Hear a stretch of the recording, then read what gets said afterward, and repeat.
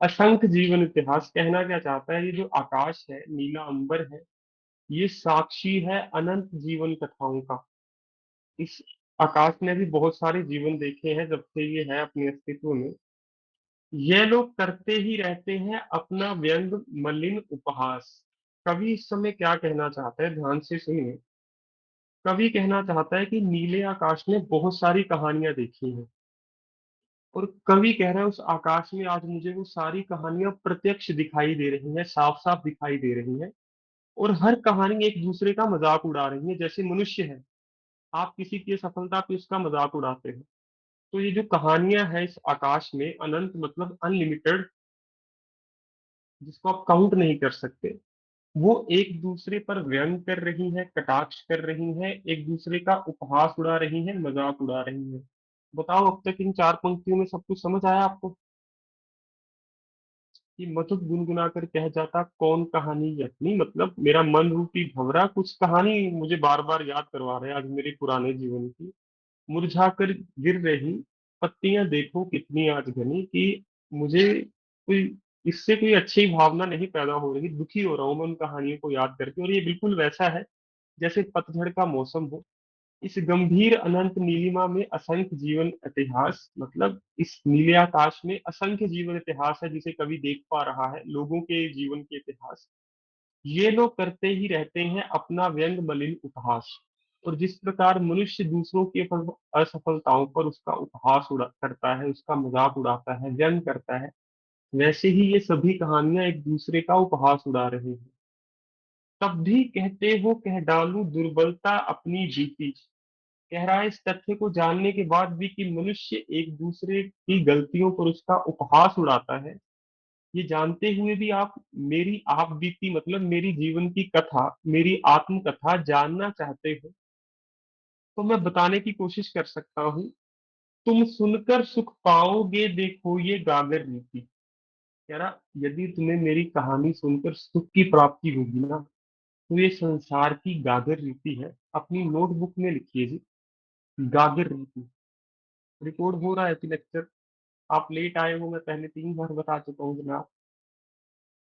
तुम सुनकर सुख पाओगे देखोगे ये गागर रीति। गागर रीति क्या है? इस संसार की एक रीति है। इस संसार में एक प्रचलन है। वो प्रचलन क्या है, प्रथा क्या है, कि आप दूसरों की कमियां देखकर खुश होते हो। इसे गागर रीति कहते हैं। मतलब दूसरे की खाली गागर देख के आपको ज्यादा मजा आता है, दूसरे की भरी गागर होगी आपको देख के मजा नहीं आएगा। तो इसे कहते हैं गागर रीति, दूसरों की कमियां देखकर खुश होना। कभी उस पे उदाहरण भी दिया है ना कि तुम सुनकर सुख पाओगे, कि मेरी दुर्बलता की जो आत्मकथा है, मेरी दुर्बलता की जो कहानी है, यदि सुनकर तुम्हें सुख की अनुभूति हो रही है, तो ये और कुछ नहीं, इस संसार की गागर रीति है। यदि परीक्षा में सवाल आना हुआ तो पहली 6 पंक्तियों से भी आ सकता है। हम अंतिम 6 पंक्तियां, 4 पंक्तियां करेंगे। इनमें कोई सवाल है पूछ लीजिए। बाकी छात्र मेरे साथ थोड़ा सा पानी पी लीजिए। मैंने कल भी कहा था कि 1 लीटर पानी हम पियेंगे मेंस में शाम को, अच्छा रहेगा आपकी और मेरी सेहत के लिए।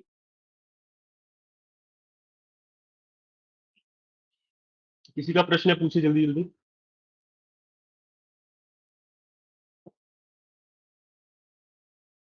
समझ आ गया जी सबको? बड़े आगे। हाँ, इसकी व्याख्या आपको ग्रुप में मिल जाएगी, कक्षा समाप्त होकर हमने की है सुबह, और आपको बड़े आसानी से समझ आएगा। गुरमीत जी पूछिए, प्रश्न क्या है आपका? सर फर्स्ट 3 लाइन एक्सप्लेन करना है। लेट आए हो? Yes sir. पढ़ लेना, मैं लिख के भेजूंगा इसका उत्तर। ठीक है? ठीक है। मैं 2 बार ओके। कर चुका हूँ, माफ कीजिए। ओके। कोई बात नहीं, बुरा मत मानिएगा। मैंने लिख दिया है ये पहले, आपको मिल जाएगा, बड़ी आसानी से समझ आएगा सर सारा। ठीक है? कह रहा है या अंत में जाइएगा मत, थोड़ा रुक के जाइएगा, ठीक है? किंतु कहीं ऐसा ना हो कि तुम ही खाली करने वाले। कह रहा है मैं तुम्हें कहानी सुना तो दूं, जैसे हम दूसरों की गागर खाली कर देते ना अगर भरी हुई हो। तो कह रहा है किंतु ऐसा ना हो कि तुम ही खाली करने वाले, कि तुम ही मेरी दुर्बलता पर मेरा मजाक उड़ाने लग जाओ। अपने को समझो मेरा रसले अपनी भरने वाले। कि तुम ही खाली करने वाले अपने को समझो, कि हाँ तुम ही मेरा मजाक उड़ाओ, और मेरा रसले, मेरी गागर से मेरी गलतियां निकाल के अपनी भरने वाले, और अपने आप को महान समझने लग जाओ। यही तो है मनुष्य की प्रवृत्ति, हम दूसरे को छोटा बताकर स्वयं को महान बताने की कोशिश करते हैं। तो ये बहुत ही अप्रत्यक्ष कविता है, परीक्षा में पूछी बहुत मुश्किल लगेगी, परंतु यदि आपको इसका निचोड़ पता हुआ, निष्कर्ष पता हुआ, तो बहुत अच्छी व्याख्या लिखी जा सकती है। किंतु कहीं ऐसा ना हो कि तुम ही खाली करने वाले, कह रहा है तुम्हें तो मैं अपनी दुर्बलता की कहानी चलो बता देता हूँ, मेरी जो आप बीती है आत्म करते हैं, परंतु बाद में मुझे यही पता चले कि तुम ही मेरी गागर खाली करने वाले, मतलब मेरी कमियां निकालकर स्वयं को महान समझने ना लग जाना। यह विडंबना, विडंबना होता है दलीमा, ये विडंबना अरी सरलते तेरी हंसी उड़ाऊं मैं। कह रहा है ये मेरी सरलता है कि मैं किसी को भी अपनी कहानी बता देता हूँ, परंतु मैं अपनी सरलता की भी हंसी उड़ाता हूँ। भूले अपनी या परवंचा औरों की दिखलाऊं मैं। कह रहा चलो मैं कहानी सुनानी शुरू भी कर दूं, तो शुरू कहाँ से करूं समझ नहीं आ रहा, क्या मैं पहले अपनी गलतियां बताऊं या दूसरों ने जो मेरे साथ बुरा किया है। परवंचा औरों की मतलब दूसरों ने उसके साथ जो बुरा व्यवहार किया है वह पहले बताऊं मैं। उज्जवल गाथा कैसे गाऊं मधुर चांदनी रातों की। जीवन में कोई अच्छा समय भी आया होगा, कह रहा हूं उन चांदनी रातों की, उन मीठी मीठी यादों की जो उज्जवल गाथा है, आनंदमय गाथा है, आनंदमय कहानी है, वो मैं कैसे सुना दूं किसी को। अरे खिलखिलाकर हंसते होने वाली उन बातों की, और जो बातें मैंने अपने प्रिय से खिलखिलाकर की हैं, वो बातें कैसे मैं इस संसार में किसी को बता दूं। मिला कहाँ वह सुख जिसका मैं स्वप्न देख कर जाग गया। कह रहा मैंने बड़े सपने देखे थे जीवन में कि मुझे सुख मिलेगा, प्रेम मिलेगा, सफलता मिलेगी, परंतु वो सपना ही रह गया, उसे देखकर मैं जाग गया, वो सुख मुझे मिला नहीं। आलिंगन में आते आते मुस्किया कर जो भाग गया। ये हम सबके साथ हुआ होगा कि आपको लग रहा होगा मंजिल मिल चुकी है, परंतु मिली नहीं। ठीक है। और कई बार तो ऐसा होता है कि आप क्लियर कर लेते हो, रिट पड़ जाती है, मैं इसका शिकार हूँ, 2 साल केस लड़ा है कि रिजल्ट में आपका नाम है, बस अपॉइंटमेंट नहीं मिली, इसके बाद आपको आलिंगन में आते आते मतलब आपकी आगोश में बाहों में आते आते जो सफलता है, जो सपना पूरा होने वाला था, वो आया, उसने स्माइल दी, मुस्कुराया और भाग गया। समझ गए सारे कि कई बार आप लिखोगे, कवि जी यहाँ कहना चाहते हैं कि जीवन में कई बार ऐसी परिस्थितियां भी आती हैं जहां पर आपकी सफलता सुनिश्चित है, परंतु वास्तविकता में कुछ और ही हो जाता है कि सफलता आपके बिल्कुल करीब आकर आपसे दूर चली जाती है, जो सबसे ज्यादा दुखदाई बात हो सकती है। जिसके अरुण कपोलों की मतवाली सुंदर छाया में, पुस्तक में गूगल करोगे अरुण कपोलों का अर्थ गाल है, लाल गाल, परंतु छाया किसकी होगी मुझे ये बताओ। कल हमने आप उसमें भी किया था जो किस कविता में, हमने एक और कविता की थी ना छायावाद की, कल बताओ। छाया मत छूना। छाया मत छूना, वहां पे वो घुंघराले बाल को क्या कह रहा था, कुंतल के फूल। कुंतल के फूलों की याद बनी चांदनी। बहुत अच्छा, मतलब आप पढ़ रहे हो, रिवाइज कर रहे हो, शाबाश, अच्छे अंक आएंगे आपके। कि जिसके अरुण कपोलों की मतवाली सुंदर छाया में, तो लाल गालों की सुंदर छाया नहीं, यहाँ पे आप यदि परीक्षा में आता है तो बाल भी लिख सकते हो कि जिसके काले बालों की मतवाली सुंदर छाया में अनुरागिनी, अनुराग का अर्थ होता है प्रेम, ठीक है, अनुरागिनी उषा अंगड़ाई लेती थी निज सुहाग मधुमाया में। कह रहा है मेरी प्रिय की यादें भी मुझे सता रही हैं, जिसके बालों की छाया में, मधुर छाया में, मतवाली सुंदर छाया में मैं विश्राम करता था, और उस छाया में जो प्रेम भावना है वो अंगड़ाई लेती थी। मधु का अर्थ सबको पता होना चाहिए, शहद को कहते हैं, तथा वो छाया उसको शहद के जैसी मीठी प्रतीत होती थी जी। ठीक है, बहुत ही प्यारी प्रतीत होती थी। उसकी स्मृति पथे बनी थके पथिक की पंथा की। पथे पथिक पंथा, 3 शब्द।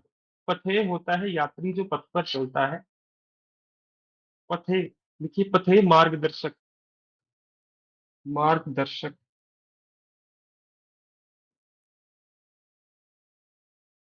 पथिक यात्री, पंथा मार्ग। कह रहा मेरी प्रिय की जो यादें हैं, अच्छी अच्छी यादें, वो जब मैं थक जाता हूँ ना अपने जीवन में आगे बढ़ते बढ़ते किसी मार्ग पर, तो वह यादें मेरा मार्गदर्शन करती हैं। ठीक है, सीवन को उधेड़ कर देखोगे क्यों मेरी कंथा की।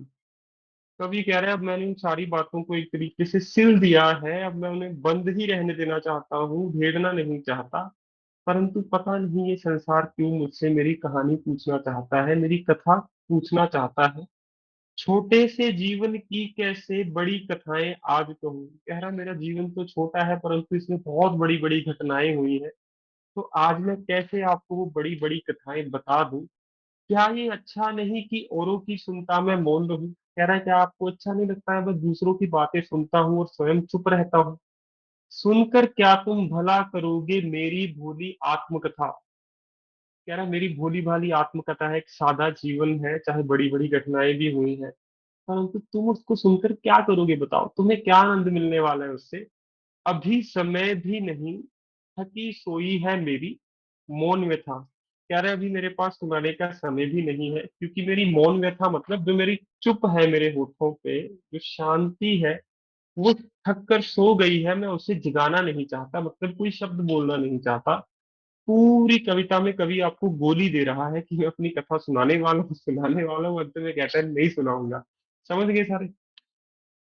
ठीक है, शुरू से पढ़ के देख लो। तो कह रहा है सुनाता हूँ सुनाता हूँ सुनाता हूँ, अंत में कहता है नहीं, क्या करोगे मेरी कहानी सुन के। तो पर हाँ, यहाँ पे ये तो मैंने मजाक के लिए कहा ताकि आपके चेहरे पे थोड़ी खुशी आ जाए, मुस्कान आ जाए।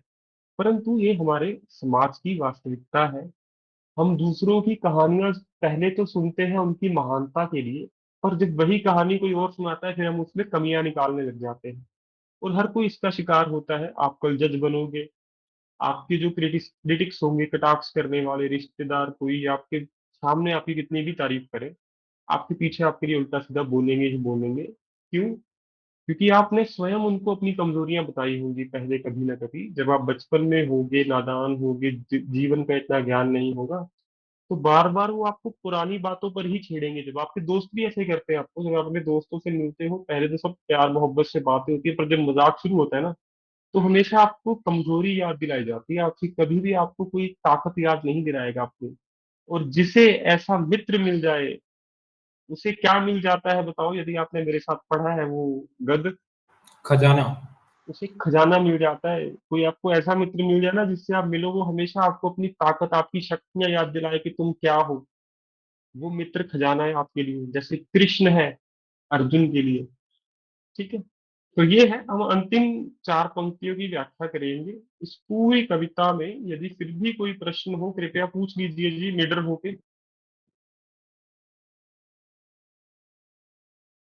बताइए जी। शीर्षक हाँ बता जी दो अखिल जी इसका। पूछिए। सर थोड़ा ऊपर स्क्रॉल करेंगे, ऊपर है डाउट। लीजिए जनाब। हाँ जी सर, ये वाली जो पंक्ति है, भूलें अपनी आप प्रवंचना वाली, समझा दी। कह रहा जब मैं अपनी कथा सुनानी शुरू करूंगा ना, तो मुझे समझ नहीं आता मैं शुरू कहाँ से करूं। पहले अपनी भूलें, जो मैंने गलतियां की हैं वो बताना शुरू करूं, या दूसरों ने मेरे साथ जो बुरा किया है उसके बारे में बताना शुरू करूं। ठीक है जी, और पूछिए जी।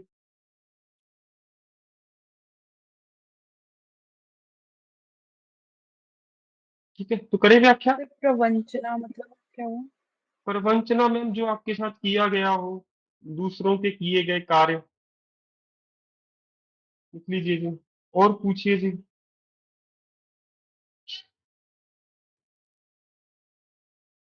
पूछिए पूछिए, और कोई प्रश्न हो पूछ लीजिए जी।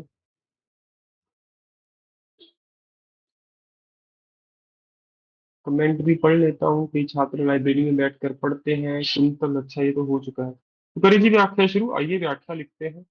लिखिए जी इसका स्क्रीनशॉट लेके अंतिम चार पंक्तियों का। और यदि परीक्षा में अंतिम चार पंक्तियां आती हैं, लिखवा रहा हूँ सारा लिखवा रहा हूँ, तो घबराना बिल्कुल भी नहीं है। जयशंकर प्रसाद है इसके कवि, लिखवा रहा हूँ आपको उनका नाम। अंतिम चार पंक्तियां हैं तो हम किस्मत वाले हैं, क्योंकि आपको अंतिम चार पंक्तियों में क्या इसका शीर्षक दिख रहा है।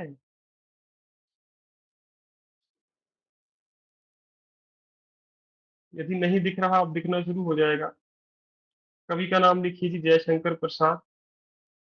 और छायावादी कविता, आज एक नई चीज जोड़ लीजिए, एक नई विशेषता। रस अलंकार और भाषा के साथ छायावाद। छायावाद होता है कोई भी अतीत की, पास्ट के बारे में कविता हो, वो छायावादी शैली है जी। समझ आया सबको? विशेषताएं होती है ना हर कविता की जो अंत में लिखते हैं। यदि कोई आज नया छात्र है, निश्चिंत रहिए, एक दो दिन में सब समझ आ जाएगा। आज पहला दिन होगा तो थोड़ा सा अजीब लगेगा, परंतु फिर भी मैं प्रयास करूंगा आपको सर्वश्रेष्ठ ढंग से समझाया जाए। परंतु हम कविता के अंत में विशेषताएं लिखते हैं, सभी को पता है। छायावाद आज हम पहली बार कर रहे हैं, शायद मैंने कल भी आपको थोड़ा हिंट दिया हो, इसका संकेत दिया हो। आज इसका प्रत्यक्ष प्रमाण आपके सामने है, छायावादी काव्य शैली। तो एक चौथी विशेषता होनी चाहिए आज से आपके होमवर्क में। ठीक है जी, लिखिए जी। सर शीर्षक में। शीर्षक है जी, ये लिखिए, जो नीले रंग में है आपका, दिख गया जी। शीर्षक भर दीजिए टेबल में।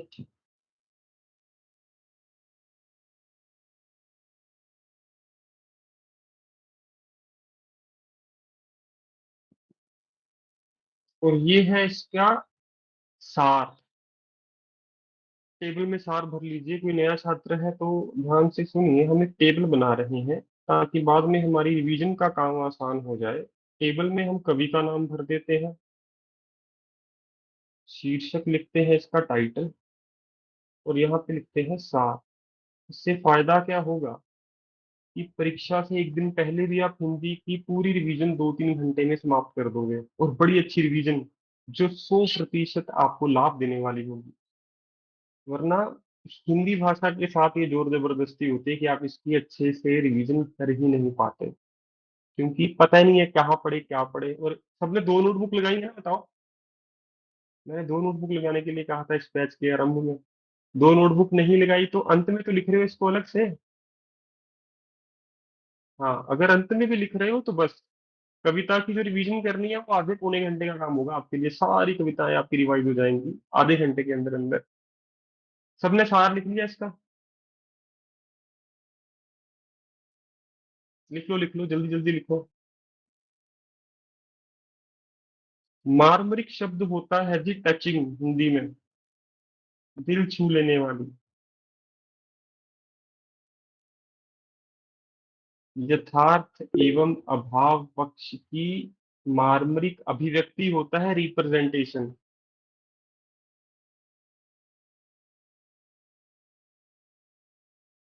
किसी का प्रश्न है पूछे, फिर मैं व्याख्या लिखनी शुरू कर देता हूँ जी।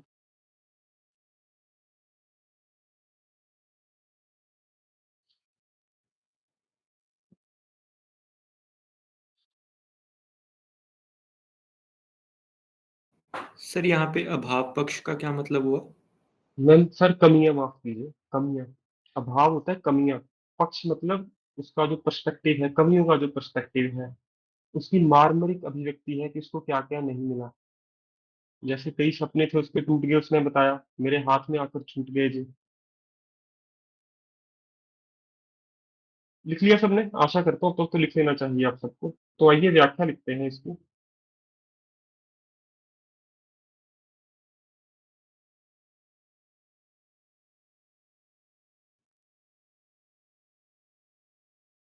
क्या आप स्क्रीन पे देख पा रहे हो ये?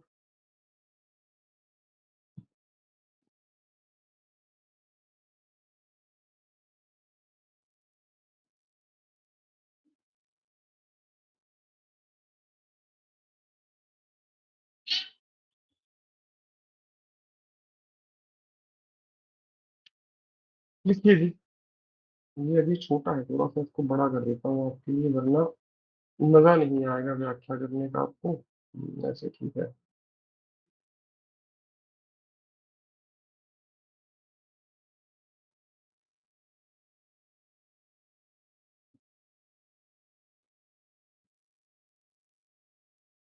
माफ कीजिएगा, थोड़ा सा समय अधिक लगा क्योंकि मैं चाहता था ये आपको अच्छे से दिखे। अब दिख रहा है सबको ये? छोटे से जीवन की कैसे बड़ी कथाएं आज तो हैं। ठीक है, आइए जी। सबसे पहले आज मैं प्रसंग नहीं लिखूंगा, आज केवल व्याख्या एवं विशेषताएं लिखूंगा। ठीक है, तो आज वाली शैली जो है वो मेरी अपनी शैली है, मेरा अपना लिखने का ढंग है। प्रसंग सहित व्याख्या भी लिख सकते हो। कवि और कविता का नाम पता हो फिर मैं कहूंगा प्रसंग अवश्य लिखिए। कवि और कविता का नाम ना पता हो फिर सीधा व्याख्या लिखना शुरू कर सकते हो आप। और मैं मान के चलता हूँ, वर्स्ट के लिए प्रिपेयर करता हूँ आपको, सबसे बुरी परिस्थितियों के लिए तैयार कर रहा हूँ आपको। अच्छी हुई फिर तो स्वर्ग है हमारे लिए। कवि और कविता का नाम ना पता हुआ तो व्याख्या ऐसे लिखोगे आप, लिखिए जी। व्याख्या तो अभी तो पता है, लिखूंगा। लिखिए जी। यह पद्यांश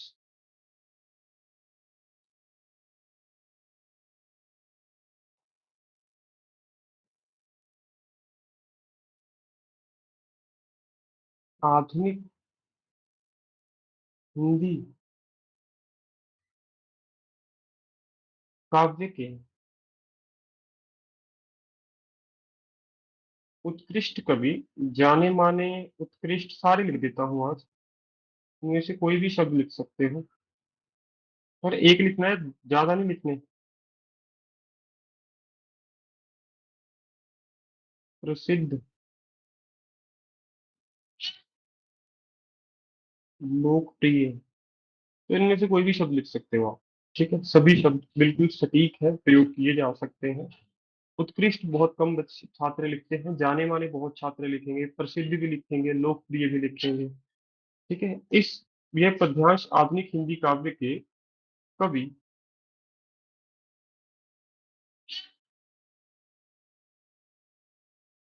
जयशंकर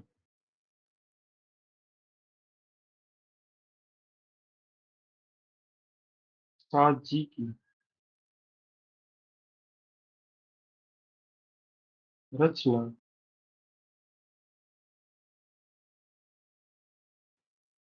आत्मकथ्य। ठीक है, आत्मकथा नहीं, आत्मकथ्य से लिया गया है।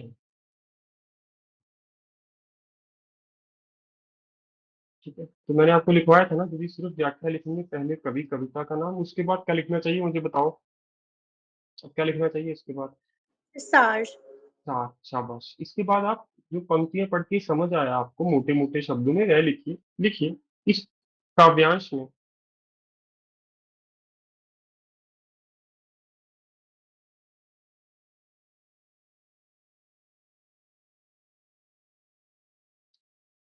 कवि जी, अच्छा नहीं क्यों तुम सुनकर क्या तुम भला करोगे मेरी बोली आत्मकथा, आज समय नहीं था कि सोई है मेरी मौन व्यथा। कवि जी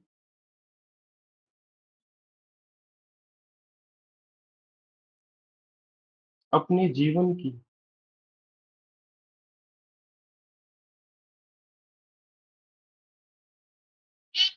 आत्मकथा, इस काव्यांश में कवि जी अपने जीवन की आत्मकथा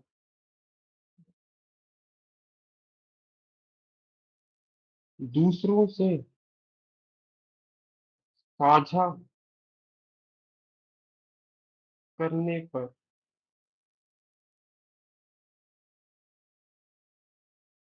असहमति व्यक्त कर रहे हैं।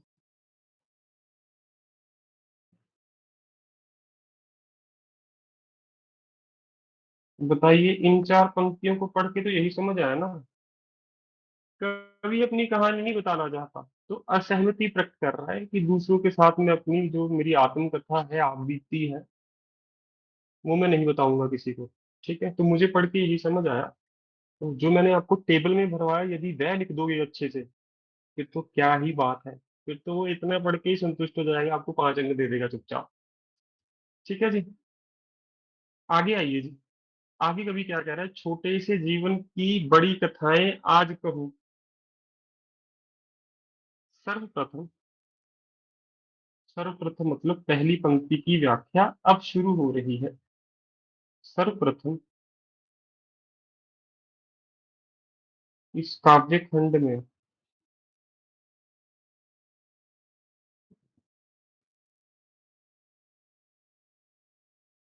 कवि जी कहते हैं कि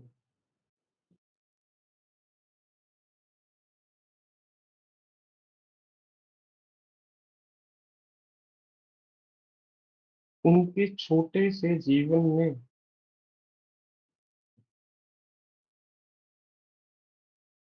बहुत बड़ी बड़ी घटनाएं घट चुकी हैं,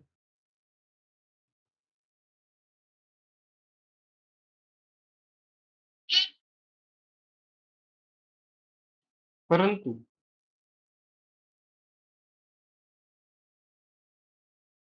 इन घटनाओं की जानकारी वे अपने तक ही सीमित रखना चाहते हैं। सीमित होता है जी, लिमिटेड।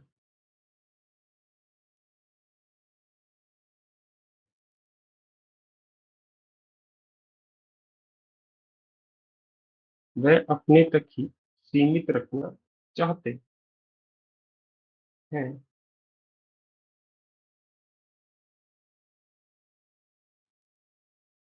छोटे से जीवन की कैसे बड़ी कथाएं आज कहें। उनके अनुसार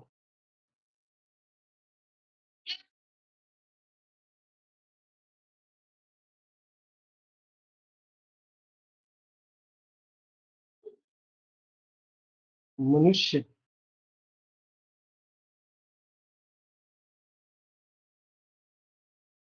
की आत्मकथा में उसी की निर्बलता का प्रमाण छिपा होता है।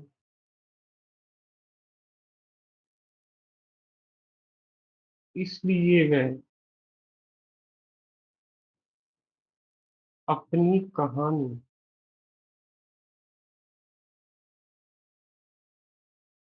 दूसरों से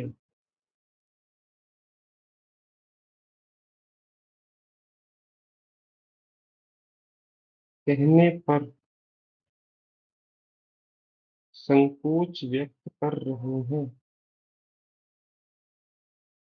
तो ये कुछ ऐसा है जो उसने मुझे नहीं दिया था इन पंक्तियों में, परंतु हाँ, मैंने कल भी आपको बताया था कि जो वो इनडायरेक्ट वे में कह रहा है ना कि छोटे से जीवन की कैसे बड़ी कथाएं आज को हैं, वो मना कर रहा है। क्यों? आपको समझना चाहिए, क्योंकि यदि मैं आपको अपनी कोई कहानी सुनाऊंगा ना पुरानी, आप उसमें कोई ना कोई मेरी कमजोरी ढूंढ ही लोगे। कृतिका जी प्रश्न पूछिए। ये जानकारी अ, वे है या वह आएगा? मैम वे है, जब सम्मान से होगा वो प्लूरल में चलेगा वे। ओके। हाँ जी, हाँ जी, हाँ जी। विशाल जी आपका प्रश्न। तो जैसे आपने व्याख्या की है इसमें, तो आपने जैसे पंक्ति का एंड करते हुए हर जैसे उसका सार है, वो आपने हर पंक्ति के साथ जोड़ा है। लाइक दोनों कैसे सर? लाइन में। बताओ बताओ बताओ बताओ जैसे सर बताओ। पहले की जो लाइन आपने जब व्याख्या की, उसके बाद आपने लिखा हम्म, कि कवि बताना नहीं चाह रहे हैं। फिर आपने दोबारा यही हम्म। कहा कि अपनी कहानी दूसरों से कहने कहाँ में पे संकोच सर? कर रहे हैं। रुको रुको रुको, शांति एंड से शांति से, मैं हाईलाइट करता हूँ उसको। अब बताओ पहले कहाँ पे कह रहे हो। ये तो सार है परंतु इसका, राइट? सर यहाँ परंतु इन घटनाओं की जानकारी अपने तक ही सीमित रखना चाहते हैं, हाँ जो कि बिल्कुल जी। हाँ, ये आपने इसमें बताया पहले व्याख्या करते हुए। दूसरा हम्म। लाइन की व्याख्या करते हुए आपने फिर बताया कि अपनी कहानी हम्म। दूसरों से कहने पर संकोच व्यक्त कर रहे हैं। बिल्कुल जी। हाँ सर, ये तो सार में हमने मेंशन कर दिया, बट पंक्तियों में ये चीज नहीं है, पर आप कहना चाहते हैं कि ये सार को आपने जोड़ा है व्याख्या करते हुए। बिल्कुल जी। ठीक है सर। और मैंने इसलिए भी लिखा, दैट्स वाई। पहले असर्शन दिया फिर रीजन दिया उसको, तो पहले ठीक। परंतु लिखा। परंतु, परंतु मतलब बट, इसलिए हाँ जी। मतलब दैट्स वाई। ठीक है ठीक सर। है, तो मैं उसको प्रूव करने की कोशिश कर रहा हूँ, कभी बता क्यों नहीं रहा है सर?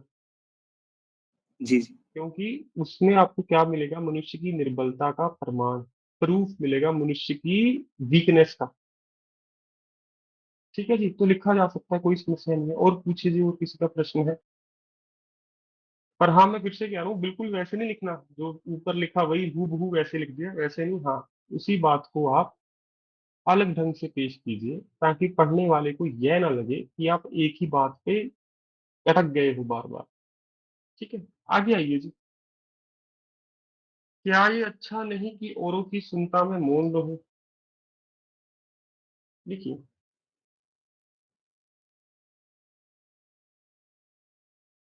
कवि।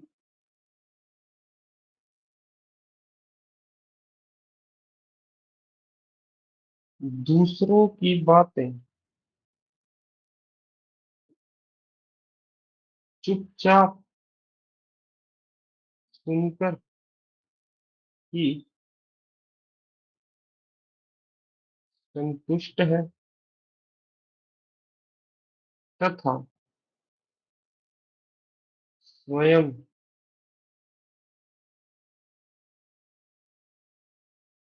मौन रहना चाहते हैं। यदि दूसरों को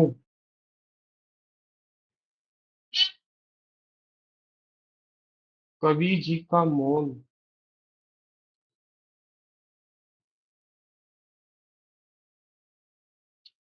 असहज प्रतीत होता है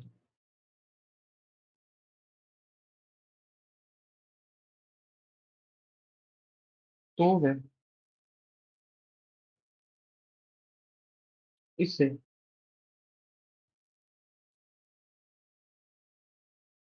अपनी समस्या नहीं समझते हैं।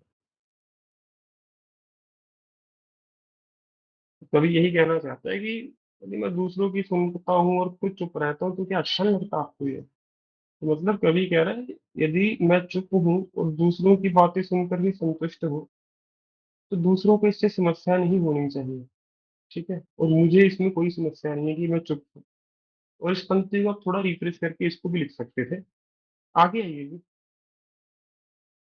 सुनकर क्या तुम भला करोगे मेरी भोली आत्मकथा।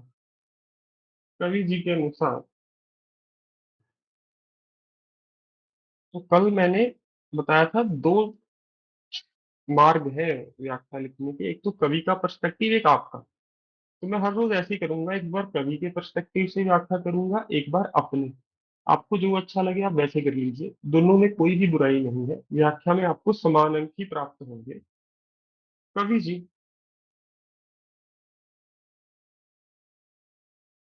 कहते हैं कि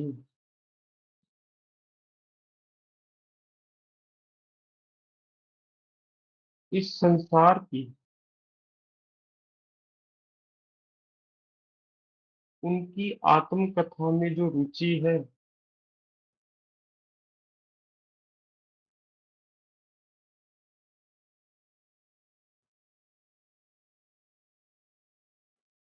वह उनकी समझ से परे है।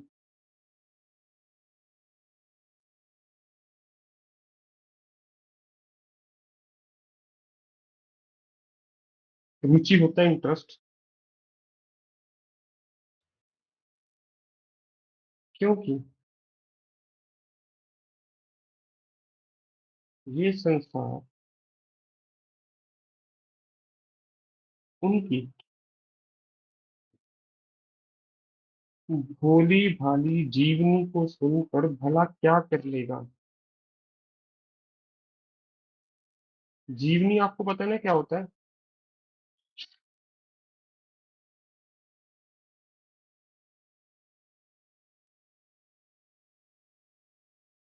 ऑटोबायोग्राफी।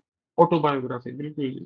तो कह रहा है सुनकर भला क्या करोगे मेरी भोली आत्मकथा, वो संसार को ही कह रहा है कि मुझे समझ नहीं आता कि लोग क्या करेंगे मेरी आत्मकथा को सुनकर, क्या मिल जाएगा आपको।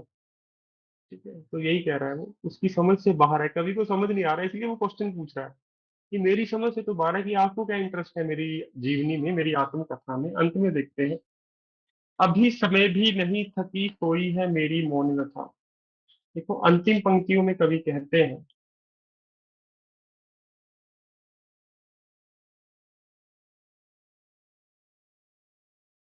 व्यथा आपको पता होना चाहिए, व्यथा बुरी होती है हमेशा। अपनी व्यथा सुनाए, मतलब आपके साथ जो बुरा हुआ है उसे व्यथा कहते हैं। कथा कहानी, व्यथा जो आपकी बुरी यादें हैं उनको व्यथा कहते हैं। तो अंतिम पंक्तियों में ये हम लिखते हैं सर्वप्रथम पहली पंक्ति को उल्लेखित करने के लिए, हाईलाइट करने के लिए, और अंतिम पंक्तियां उसको कवि टीचर को पता चल जाएगा। अब आप लास्ट लाइन के बारे में लिखने जा रहे हो। अंतिम पंक्तियों में कवि कहते हैं के अभी वह अपनी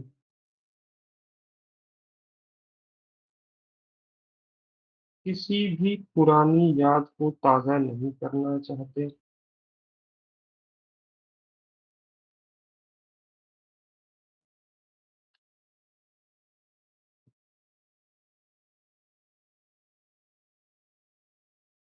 क्योंकि मौन व्यथा है इनके, मौन में जो दर्द है, क्योंकि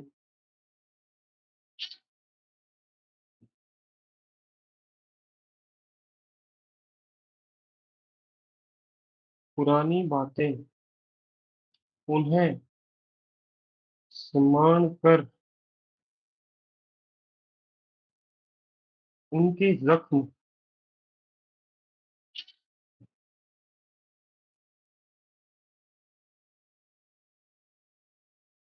दोबारा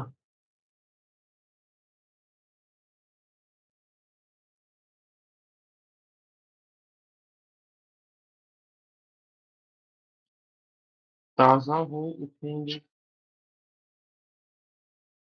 तथा इस प्रक्रिया में उन्हें दुख की अनुभूति होगी। प्रक्रिया सबको पता है क्या होता है? याद करो, टाइप कर सकते हो, पहले लिख लो फिर बता देना, क्योंकि ये शब्द आप लिखोगे कम से कम 5 बार पेपर में। बोलो बोलो जनाब। सर जख्म के नीचे बिंदी है। किसके? जख्म, हाँ उर्दू का शब्द है सर। जख्म लिख लो सर चल स्मरण जाता है, गलत जख्म है। लिख लो, दोनों चल जाएगा। क्या जी? सर स्मरण गलत लिखा है। समर्पण या स्मरण कह रहे हो सर? सर स्मरण, पुनः स्मरण कर हाँ सकते। जी हाँ जी हाँ जी हाँ जी, बताइए स्मरण की सही स्पेलिंग बताइए जी। सर र पूरा आएगा। स्मरण, स्मरण लीजिए जी। धन्यवाद जी, बहुत बहुत। सर दोबारा में दो को ओ की मात्रा नहीं आती? दोबारा नहीं, दोबारा ऐसे होता है मैम। नहीं, दो ओ की मात्रा। नहीं, दोनों तरीकों से ठीक है मैम। स्मरण भी ऐसे ठीक है जनाब, एक बार कंफर्म कीजिए जी। स्मरण मैंने ठीक स्मरण लिखा है। तो ठीक लग रहा है। ठीक है सर, मैं सर खुद कह रहा स्मरण हूँ। होता है। वो समरण हो स्मरण जाएगा लिखो। सर। सही लिखा है जनाब, सही लिखा है, निश्चिंत रहिए, शुद्ध लिखा है मैंने, चिंता मत कीजिए बिल्कुल भी। ठीक है, स्मरण, क्योंकि मैंने होमवर्क में भी किसी का ये ठीक किया था, मुझे याद है। और बताइए जी, प्रश्न किसी का? तो मैंने ये 4 पंक्तियां ही क्यों करवाई आपको, पहले वह सुन लीजिए। जब ज्यादा पंक्तियां होती है उसकी व्याख्या करना बहुत आसान होता है, क्योंकि वहां पे लिखने के लिए बहुत कंटेंट दे देगा, वो आपको आराम से चल जाएगा, आपका 1.5 पेज भर जाएगा। परंतु जब 4 या 2 पंक्तियां होती है ना, फिर जान लगती है आपकी, फिर दिमाग की पूरा अभ्यास होता है, पूरी कसरत होती है, दिमाग की एक्सरसाइज कि सोच सोच के लिखना पड़ता है। आपने यहाँ पे देखा भी होगा कि मैं बहुत ज्यादा कुछ नहीं कर पा रहा हूँ, क्योंकि मेरे पास बहुत ज्यादा करने के लिए डोमेन ही नहीं है, क्षेत्र ही नहीं है। तो कोशिश कर रहा हूँ कवि की बात को ही अतिशयोक्ति अलंकार के साथ बढ़ा चढ़ा के लिखा जाए। समझ गए सभी छात्र? और इसके बाद विशेषताएं। ठीक है, और विशेषताएं लिखने से पहले अंत में आप ये भी लिख सकते थे, अतः हम समझ सकते हैं, हम इस पद्यांश से ये शिक्षा ले सकते हैं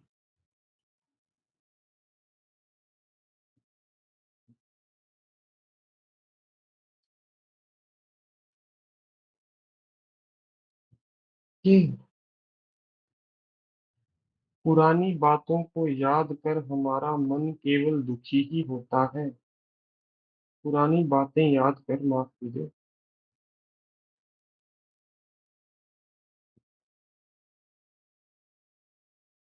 हमारा मन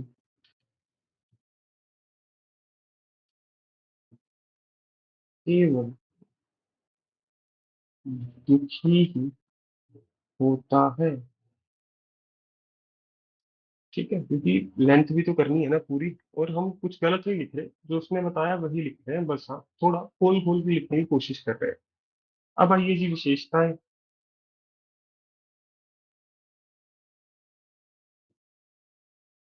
तो बताओ दोस्तों, पहले लिख लो यहाँ तक फिर आगे बढ़ते हैं।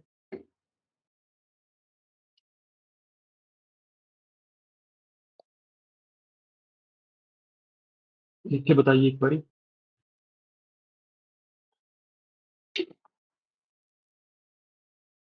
बहुत बढ़िया जी। सबसे पहले अलंकार बताइए जी।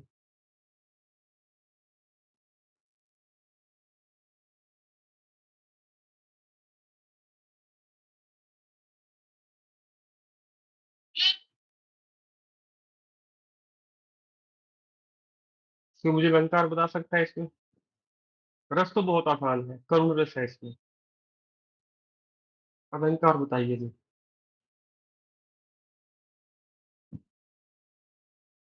सर रूपक। बहुत बढ़िया। किन शब्दों से मैम? भोली सर आत्मकथा। शाबाश। थकी सबने वहीं पे अटैक किया। मैम आपके रहने वाले थे? थकी सोई है मेरी मौन व्यथा। हाँ, थकी सोई मौन में था। बिल्कुल बिल्कुल, दोनों ही सही है। दोनों में से कोई भी लिख के आ जाएगा, पूरे अंक मिलेंगे आपको। दोनों में रूपक अलंकार है। मौन व्यथा थक नहीं सकती। ठीक है, थकी सोई मौन व्यथा भी लिख सकते हो। या फिर भोली आत्मकथा। आत्मकथा भोली भाली नहीं होती। आत्मकथा या तो अच्छी होगी या बुरी होगी। ठीक है। तो कवि ने केवल और केवल आपका ध्यान आकर्षित करने के लिए भोली आत्मकथा इस गहने का प्रयोग किया। सबसे पहले रस लिखते हैं, आपको पता होगा व्याख्या के बाद, क्योंकि कोई भी कविता पढ़ के जब समाप्त करोगे सबसे पहले रस की अनुभूति होगी, भाव आएगा आपको। तो इसमें करुण भाव आ रहा है, सबको बताओ। पीड़ा की अनुभूति कर सकते हो आप? ठीक है, तो लिखिए।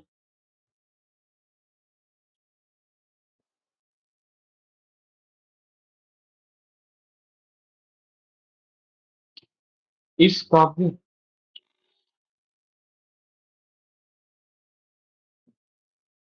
को पढ़ के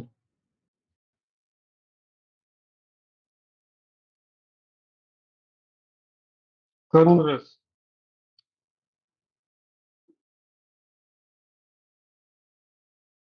की अनुभूति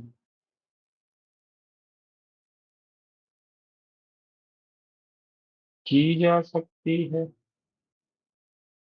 आगे है जी।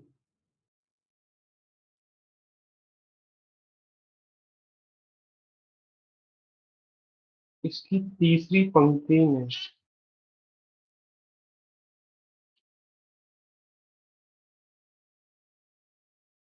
भोली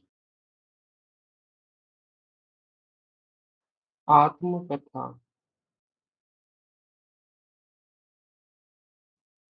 पदों द्वारा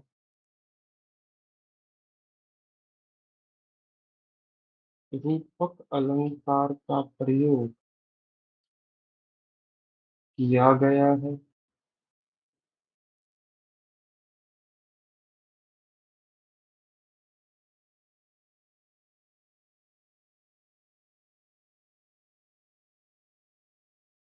इस पद्यांश की रचना सरल हिंदी भाषा में की गई है।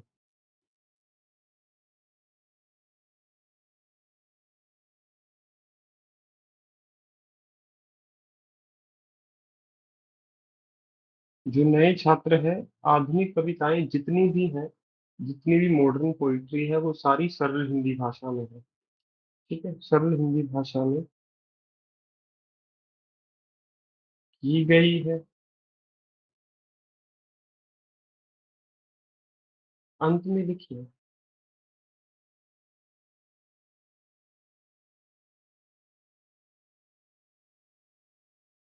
इस कविता में छायावाद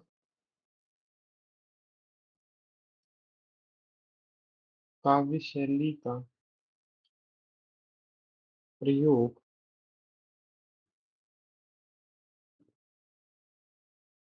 प्रत्यक्ष देखा जा सकता है।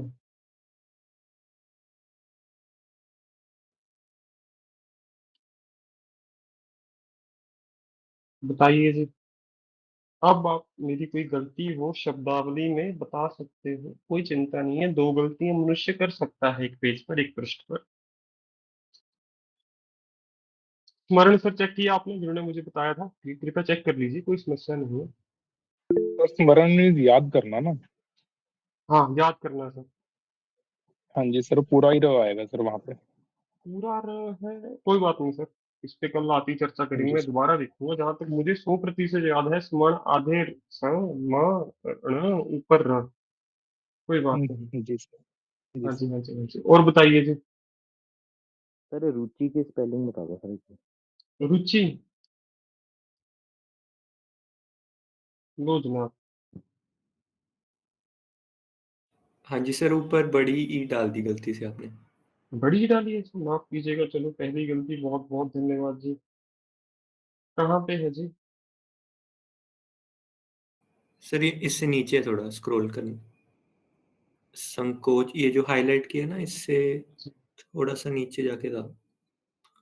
ऐसे हमें अपनी समस्या नहीं समझी, ये रहा, परिवार ये रहा संसार लास्ट। उनकी वतन में। हाँ, रुचि, माफ कीजिएगा जी, रुचि छोटी के साथ है। बहुत बहुत धन्यवाद जी। शाबाश। और बताइए जी।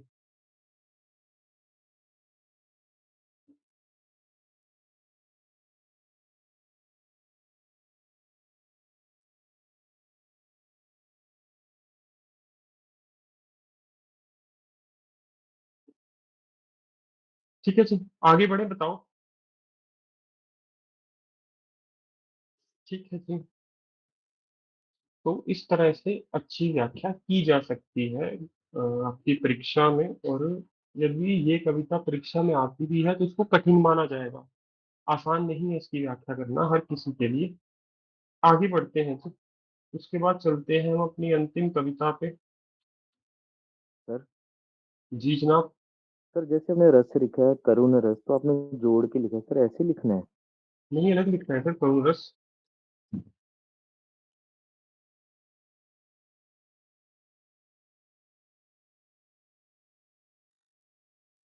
अलग अलग लिखो सर, कोई चिंता नहीं है। बीच में ये लगा सकते हो आप। ठीक है सर। आगे आइए सर।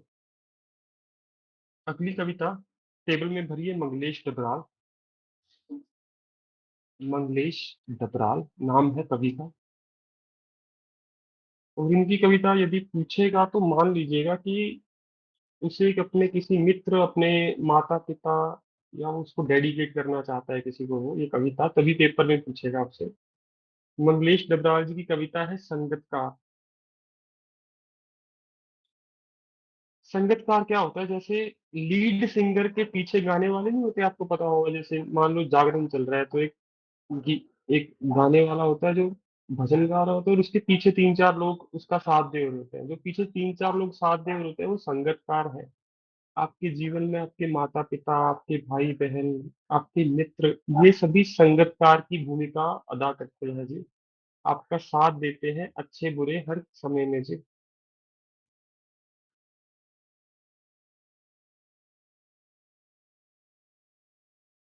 ठीक है। हाँ जी। स्मरण के लिए निश्चिंत रहिए, कंफर्म हो जाएगा कल तक, कोई चिंता मत कीजिए। अभी मैं उस पर जाऊंगा तो मेरा ध्यान पूरा भटक जाएगा यहाँ पे।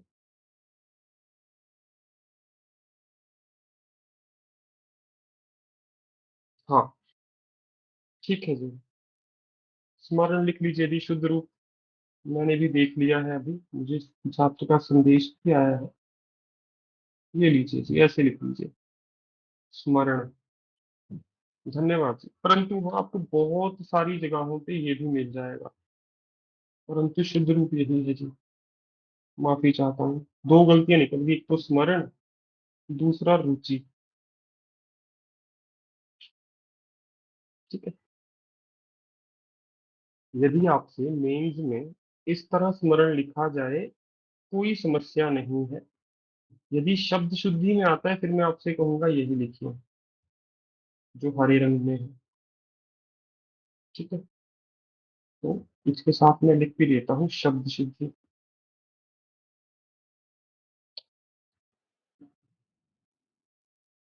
ठीक है। स्मरण।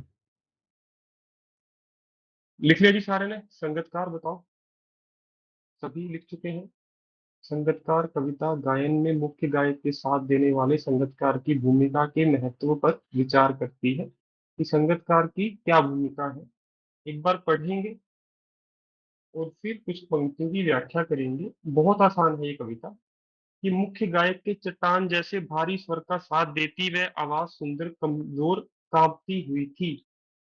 कि मुख्य गायक के चट्टान जैसे भारी स्वर रूपक अलंकार, जो मुख्य गायक ऊंचे ऊंचे स्वर में गुनगुना रहा होता है, उसका एक सुंदर सी आवाज में साथ देती है जो कांप रही होती है। वह मुख्य गायक का छोटा भाई है या उसका शिष्य या पैदल चलकर सीखने आने वाला दूर का कोई रिश्तेदार। समझ आ गया होगा सबको ये कि जो उसका साथ दे रहा है वो कोई भी हो सकता है। मैंने आपको बताया, उसका कोई रिश्तेदार हो सकता है, छोटा भाई, शिष्य हो सकता है। मुख्य गायक की गर्ज में वह अपनी गूंज मिलाता आया है प्राचीन काल से। अर्थात संगतकार कोई आज का कोई नया विषय नहीं है, प्राचीन काल में भी संगतकार होते थे। गायक जब अंतरे की जटिल तानों के जंगल में खो चुका होता है। अंतरा पता है ना सबको क्या होता है संगीत में? कोई स्टैंजा आता है गाने का, ठीक है, जब उसकी जटिल ताने मतलब मुश्किल स्वर जब उसमें गुनगुनाने पड़ते हैं, तो कई बार जो मुख्य गायक होता है उन स्वरों में उलझ जाता है, उन स्वरों में खो जाता है, या अपने ही सरगम को लांग कर चला जाता है भटकता हुआ एक अनहद में। कह रहा है यहाँ अपने ही स्वरों को लांग कर, स्वरों से दूर होकर बेस्वर, बेसुरा कहते हो ना आप, तो स्वरों को लांगना मतलब बेसुरा होना। या फिर आप कह सकते हो स्वरों को भूल कर वह खो जाता है एक अनहद। अनहद होता है जी जिसका कोई अंत नहीं है। तो वह किसी ऐसे स्वर में खो जाता है जहां पर वो भटक जाता है और उस स्वर का कोई अंत नहीं होता। तब संगतकार ही स्थाई को संभाले रहता है। तब जो उसके पीछे गा रहे होते हैं संगतकार, वह स्थाई मतलब मुख्य स्वर को संभाल के रखते हैं, ताकि जो मुख्य गायक है वह वापस स्वर में आ जाए। जैसे समेटता है मुख्य गायक के पीछे छुटा हुआ सामान। और ये ऐसा प्रतीत होता है कि जो गलतियां मुख्य गायक ने की है वो ठीक की जा रही है संगतकार की तरफ से। जैसे याद दिलाता हो उसको उसका बचपन। और ये संगतकार वैसे गा रहा होता है जैसे मुख्य गायक को उसका बचपन याद दिला रहा हूँ, जब वह नौ सिखिया था। नौ सिखिया लिख लीजिए, प्रेशर को कहते हैं। ये अनुवाद में भी काम आ सकता है। नया नया सीखने वाला फ्रेशर नौ सिखिया होता है जी, बिगिनर।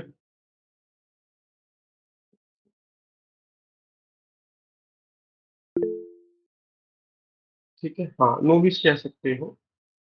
तो जब वह नौसिखिया था तो संगतकार उसको याद दिलाता है कि कभी उसने भी सीखना शुरू किया था जब वह नौसिखिया था। तार्स पतक, तार्स पतलक मतलब सातवें स्वर पे जाके जब बैठने लगता है उसका गला। जब ऊंचे स्वरों में मुख्य गायक का गला बैठने लगता है, प्रेरणा साथ छोड़ती हुई उत्साह अस्त होता हुआ। और मुख्य गायक की जब मोटिवेशन जो है, प्रेरणा जो है छोड़ देती है, उत्साह जो है अस्त हो जाता है, मतलब उसका उत्साह समाप्त हो जाता है। आवाज से राख जैसा कुछ गिरता हुआ। आवाज से राख जैसा कुछ गिरना मतलब आवाज में खिच खिच दूर करो, सुना है आपने विष की गोली ना? तो वो खिच खिच आनी उसकी आवाज में, जब वो खिच खिच आनी शुरू हो जाती है, जब उसका गला उसका साथ छोड़ना शुरू कर देता है, तभी मुख्य गायक को ढांढस बंधाता। ढांढस लिखिए जी, क्या होता है? हिम्मत, धैर्य, हिम्मत। हिम्मत हिंदी में है नहीं, हिंदी में धैर्य लिखिए जी। हौसला लिख लो हिम्मत से अच्छा, ये भी उर्दू का शब्द है वैसे, परंतु हौसला का प्रयोग होता है हिंदी में। हौसला बढ़ाता। कहीं से चला आता है संगतकार का स्वर। संतावना कह सकते हो बिल्कुल। तो कहीं से आता है संगतकार का स्वर, कहता है कि संगतकार तब पीछे से कुछ ऐसी आवाजें देता है, ऐसे संगीत गुनगुनाता है जैसे वह मुख्य गायक को हिम्मत दे रहा हो जी। ठीक है। कभी कभी वह यूं ही दे देता है साथ उसका, कभी कभी तो संगतकार वैसे ही मुख्य गायक का साथ दे देता है, ये बताने के लिए कि वह अकेला नहीं है, कि मुख्य गायक अकेला नहीं है। और या कि फिर से गाया जा सकता है, या फिर कह रहा है कि तुम फिर से गा सकते हो, कोई समस्या नहीं है, जो तुमने गलतियां की कोई बड़ी बात नहीं है। अंत में है गाया जा चुका राग, और उसकी आवाज में जो एक हिच साफ सुनाई देती है, और जो मुख्य गायक के साथ साथ संगतकार गा रहा है उसकी आवाज में एक हिचकिचाहट होती है, घबराहट सी होती है, साफ सुनाई देती है। या अपने स्वर को ऊंचा न उठाने की जो कोशिश, संगतकार अपने स्वर को कभी ऊंचा नहीं उठाएगा, कोशिश करेगा अपने स्वर को थोड़ा नीचे ही रखे। उसे विफलता नहीं, उसे आप संगतकार की विफलता, फेलियर मत समझो, उसकी मनुष्यता समझा जाना चाहिए। उसे आप संगतकार का फेलियर नहीं, उसकी ह्यूमैनिटी समझो, कि वो किसी का साथ दे रहा है परंतु उससे अच्छा करने की कोशिश नहीं करता। कविता इतनी सुंदर क्यों है? अब तक आपने इसको केवल संगतकार के रूप में पढ़ा है, इसको अपने माता पिता भाई बहन के लिए पढ़ के देखिए। कई बार आपके माता पिता आपकी गलतियों में भी आपका साथ देते हैं, आप गलत करते हैं तब भी आपका साथ देते हैं, ये जानते हुए भी कि गलत है। क्यों? क्योंकि वो आपको ये एहसास नहीं दिलाना चाहते कि वो आपसे आगे हैं, श्रेष्ठ है। संगतकार भी यही करता है कि वो अपने स्वर को चाहकर भी नहीं उठाता है, उठाना वो उठा सकता है वो, परंतु ये उसकी मनुष्यता है। तो इसकी व्याख्या यदि परीक्षा में आती है तो सभी छात्र बस संगतकार संगतकार लिखते रहेंगे, परंतु मैं आपसे कहूंगा आप उसको लिखिए अंत में कि संगतकार की तुलना हम अपने परिवार से भी कर सकते हैं, कि जैसे हमारे माता पिता कई बार हमसे अधिक बुद्धिमान, या हमसे कई बार हमसे ज्यादा तथ्यों को समझते हैं, और कई बार नहीं, हर बार, परंतु कई बार वो सब कुछ जानते हुए भी हमें कुछ नहीं कहते, क्योंकि वह चाहते हैं कि हम अपने जीवन में स्वयं अनुभव लें, स्वयं सीखें, क्योंकि यही सीखने की सबसे अच्छी विधि है। तो संगतकार की जो स्वर न ऊंचा उठाने की कोशिश है, वो संगतकार की विफलता नहीं, उसकी मनुष्यता है, उसकी ह्यूमैनिटी है। समझ गए सभी इस कविता को? बड़ी आसान कविता है, इसमें कुछ भी मुझे लगता है ऐसा नहीं है जो शब्द आपको तंग करे, समस्या का कारण बने। तो आइए इसकी व्याख्या करते हैं जी।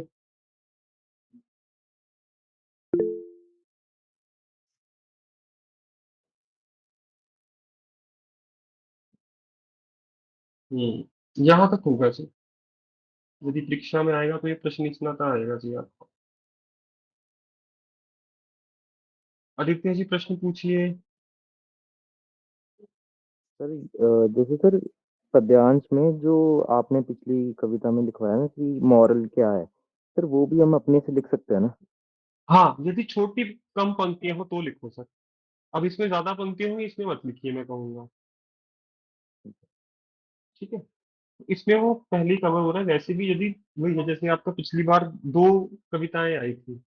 एक तो आई थी लोहे का स्वाद लोहार से मत पूछो, उस घोड़े से पूछो जिसके मुंह में लगाम है। वहां पे तो आप लिखिए शिक्षा क्या मिलती है, कि जिस पर बीत रही होती है वही समझता है उन परिस्थितियों को, बाकी दूसरे केवल सुन सकते हैं, समझ नहीं पाएंगे उसके दुख दर्द को।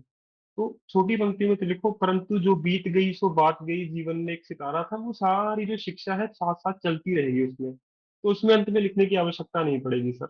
समझ गए मैं क्या कहना चाहता हूँ? यदि कम पंक्तियां हो, दो या तीन, फिर आप अंत में शिक्षा लिखो। पांच छह पंक्तियां हो फिर शिक्षा लिखने की आवश्यकता नहीं पड़ेगी, आपका ऐसे एक डेढ़ पेज भर जाएगा। ठीक है, तो आइए शुरू करते हैं इसकी व्याख्या से।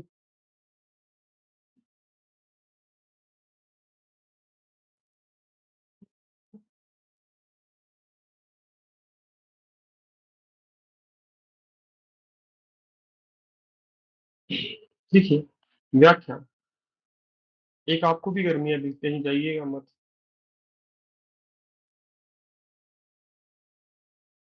आज आपकी व्याख्या होगी बादलों गरजो।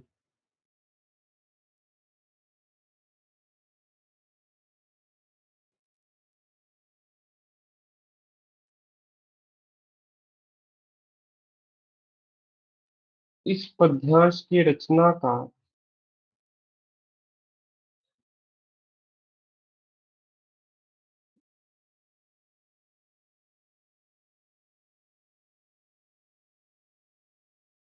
आधुनिक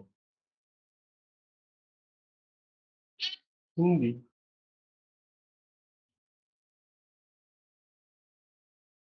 काव्य धारा के प्रसिद्ध कवि मंगलेश डबराल जी हैं तथा इसका शीर्षक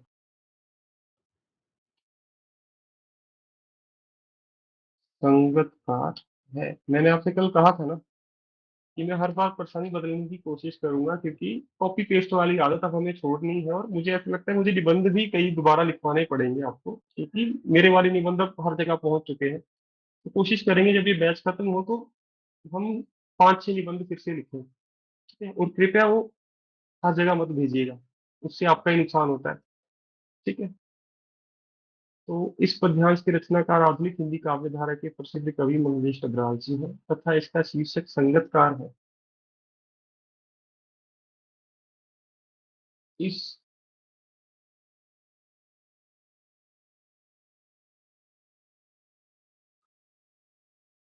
काव्य खंड में कवि जी ने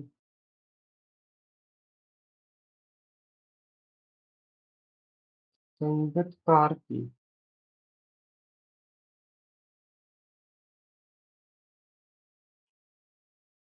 भूमिका पर हमारा ध्यान आकर्षित किया है।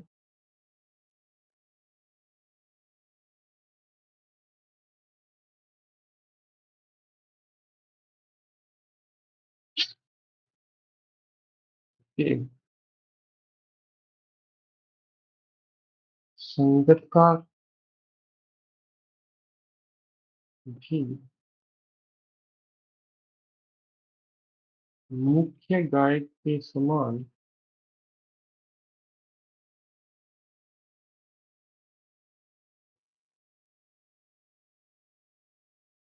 अपना विशेष महत्व रखता है। और मैं आपको सुबह वाली दिखाता हूँ, आपको लगे कोई और इंसान लिख के चला गया है। पहले यहाँ तक लिख लीजिए। सुबह भी मैंने ऐसी ही व्याख्या की थी, इसी इन्हीं पंक्तियों की, परंतु आपको लगेगा कि कोई और इंसान कर रहा है, तो वो भी दिखाता हूँ। पहले ये लिख लीजिए एक बार, वो आपको मिल भी जाएगा ग्रुप में। और व्याख्या भी आपको ऐसे लगेगा किसी और इंसान ने की है। एक बार लिख के बताइए जी सभी।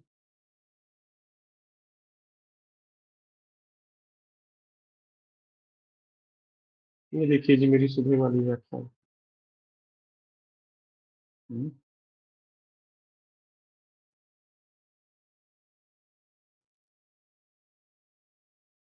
ये मैंने सुबह लिखी थी।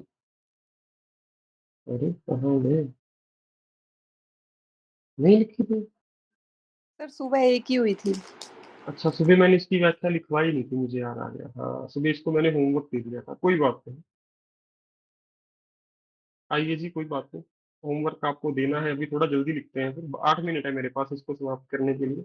लिखिए। सर्वप्रथम, जब प्रथम पंक्तियों में सर्वप्रथम तो हम लिखना सीख सीख चुके हैं, आगे लिखें।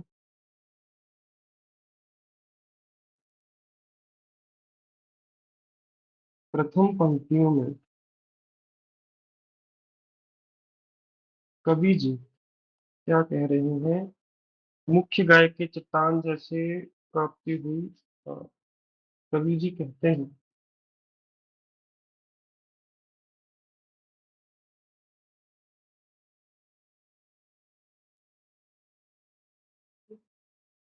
कि मुख्य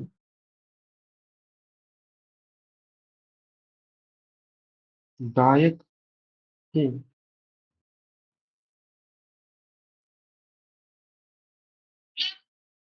ऊंचे स्वरों का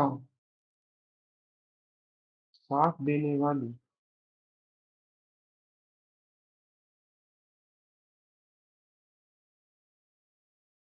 जो मधुर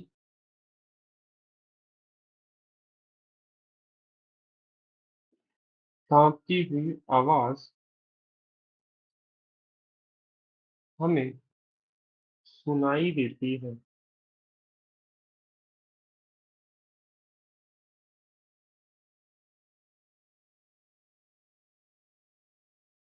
वह संगीतकार की आवाज होती है। अब तक मैंने संगीतकार नहीं बताया या बता दिया कौन होता है? तो यहाँ पे लिखिए संगीतकार अर्थात, कोई भी व्याख्या में कोई भी बात ऐसी मत छोड़िए। जैसे वहां पे अगर गागर रीति आ जाता ना तो आप लिखते गागर रीति अर्थात, क्योंकि वो शब्द अधूरा है, स्पष्ट नहीं है। तो यहाँ पे लिखिए संगीतकार अर्थात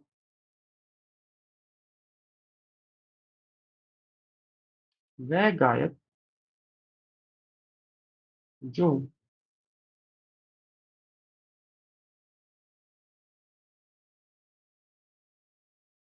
मुख्य गायक के साथ उसके पीछे गुनगुना रहा होता है।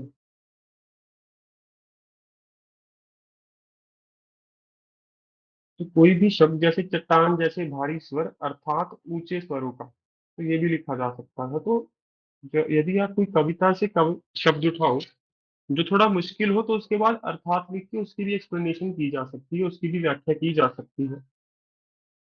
वह मुख्य गायक का छोटा भाई है या उसका शिष्य या पैदल चलकर सीखने आने वाला दूर का कोई रिश्तेदार। लिखिए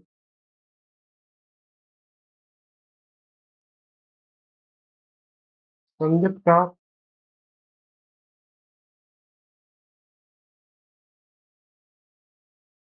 मुख्य गायक का छोटा भाई हो सकता है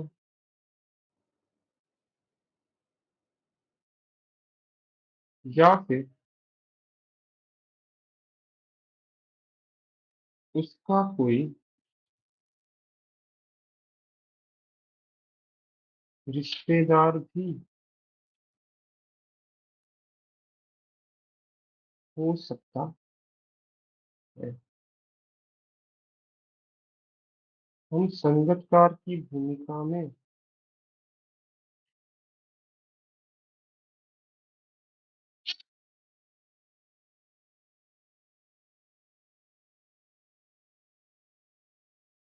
दूर कहीं से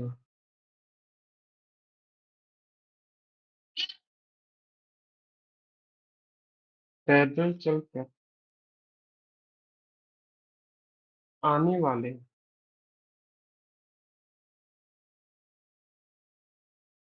मुख्य गायक के शिष्य को भी देख सकते हैं।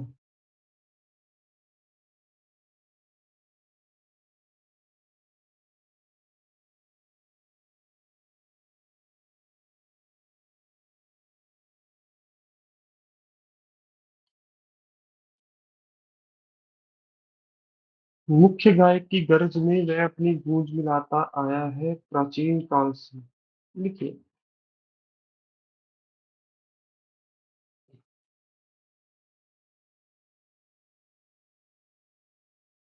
संगीतकार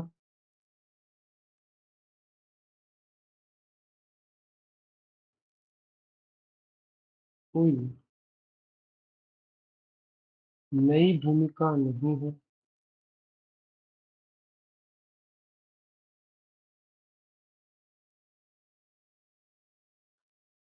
अपितु अपितु को आप लिखते हो बल्कि, बल्कि को आप परिवर्तित कर दीजिए अपितु में। अपितु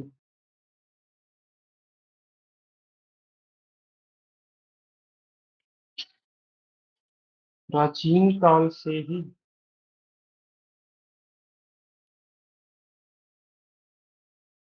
इस भूमिका का अनुसरण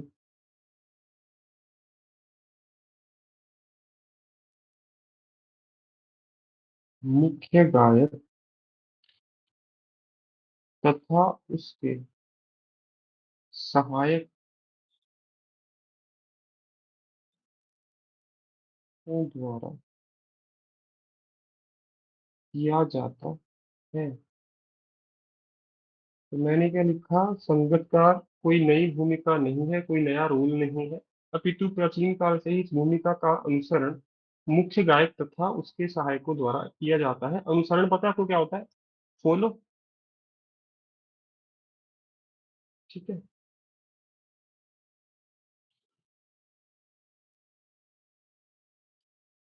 ये संगत का रूपी सहायक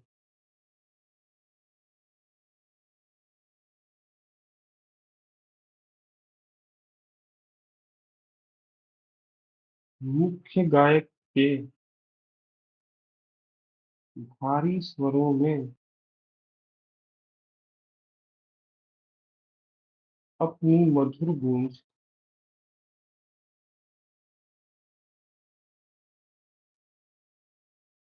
मिलाते रहे हैं। अभी मैं लिख के संतुष्ट नहीं हुआ तो मैं यहाँ पे भी लिखता हूँ, वास्तविक जीवन में तो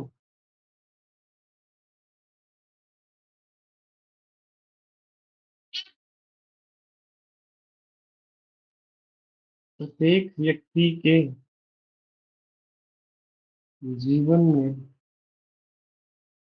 उसके माता पिता, ये पढ़ के शिक्षक खुश होता है कि आपने आउट ऑफ द बॉक्स सोचा और बात बिल्कुल सही भी है। ठीक है, वास्तविक जीवन में तो प्रत्येक व्यक्ति के जीवन में, या वास्तविकता में तो प्रत्येक व्यक्ति के जीवन में माता पिता, भाई बहन या उसके मित्र भी संगतकार की भूमिका अदा करते हैं। बस रिश्तेदार नहीं लिखे, आपको पता चल गया होगा मैंने क्यों। ठीक है।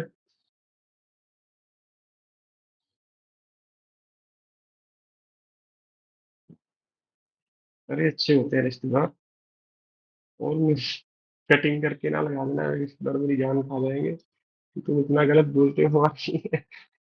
ठीक है।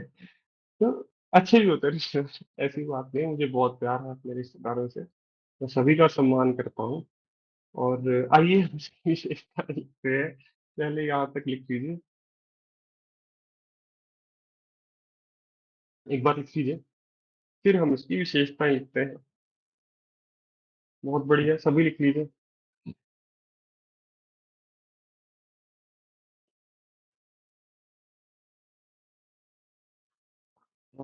पहले मुझे रस बताइए जी।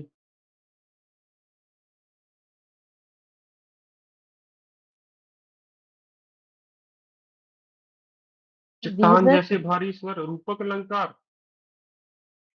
अलंकार तो हो गया, रस कौन सा है जी? वीर रस, अद्भुत रस है। वीर रस, वीर रस नहीं है जी,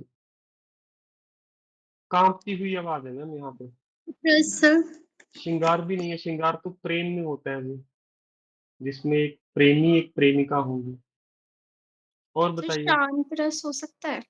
शांत भी नहीं मैम, अद्भुत होगा, सर क्योंकि बड़ी वात्सल्य। हैरान करने वाली बात है। वात्सल्य रस, वात्सल्य। यदि सिर्फ बड़े छोटे होते यहाँ पे तो बड़े भी हो सकते हैं उसके। ठीक है, और प्रेम होगा वात्सल्य रस में। सिर्फ गुरु शिष्य होता फिर मैं आपकी बात मान लेता। ये कुछ ऐसी बात है जो हैरान करने वाली है कि प्राचीन काल से ये प्रथा चलती आ रही है। तो ये सुनकर मुझे थोड़ा सा अचंभा हुआ, तो अद्भुत रस कह सकते हो। और बताइए। सर इसमें इसका छोटा भाई भी मेंशन है तो रिश्तेदार भी है सर, और या फिर कुछ सीखने वाले भी है ना, तो वात्सल्य लिख सकते हो। मुख्य गायक का प्रेम तो होता ही है, ठीक है, संगतकार से बिल्कुल। तो वात्सल्य रस भी लिख सकते हो, अद्भुत रस भी लिख सकते हो, कोई समस्या नहीं है, क्योंकि मेरे लिए अद्भुत रस है हैरान करने वाला। और प्राचीन काल से गूंज मिलाता आया है, ये बहुत हैरान करने वाली बात है कि संगतकार अपनी भूमिका कितनी अच्छी है, और गरज भी। ठीक है, दोनों में दोनों चल जाएंगे। आइए विशेषताएं लिखें, फिर आपका होमवर्क शुरू होगा। माफ कीजिए, आपको तो आज कक्षा में 10 मिनट ज्यादा देने पड़ेंगे।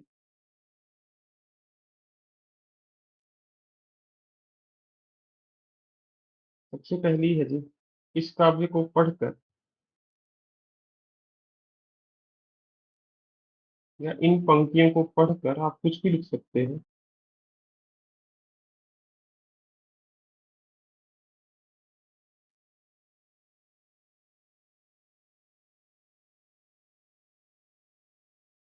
अद्भुत, द के पाँव में भ है। यदि आपको कोई वर्ड ना समझ आए ना, अपनी आप स्क्रीन को जूम कर सकते हो, करके देख लो। अद्भुत के ऊपर जूम करके देखो, ये पूरा खुल जाएगा आपके लिए। ऐसे मेरी स्क्रीन पे नहीं खुलेगा, आपकी पे खुल जाएगा। हो रहा है आपके फोन में ऐसा?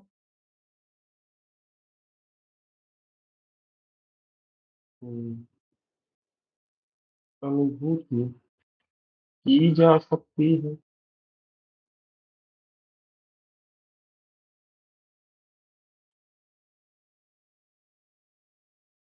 प्रथम पंक्तियों में या प्रथम पंक्ति में चट्टान कैसे लिखा है इसमें मैं देखना चाहता हूँ। हाँ, आप चट्टान ऐसे लिखोगे। ट के पाँव में ट ज्यादातर छात्र गलत बनाते हैं, तो ऐसे लिखो, कोई समस्या नहीं है। ठीक है। जैसे मिट्टी, मिट्टी भी ऐसे लिखे, ट के पाँव में लंग पूरा ट। जब आप ट के पाँव में ट लगाते हो ना, कई छात्रों का वो इतना अच्छा समझ नहीं आता, तो ऐसे सीख लो। ठीक है। प्रथम पंक्ति में चट्टान जैसे भारी स्वर पदों द्वारा, पदों होता है वर्ड्स,